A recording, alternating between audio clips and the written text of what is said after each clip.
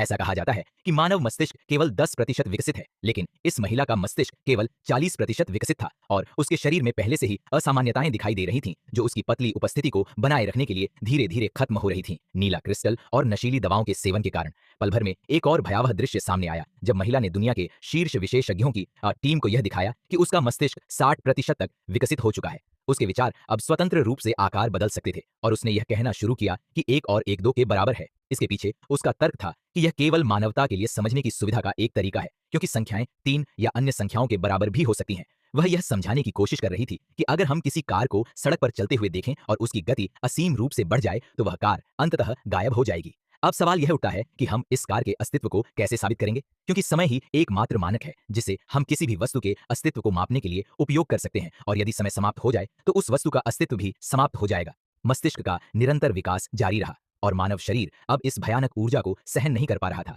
वह केवल शेष दवाओं को शरीर में इंजेक्ट कर सकता था।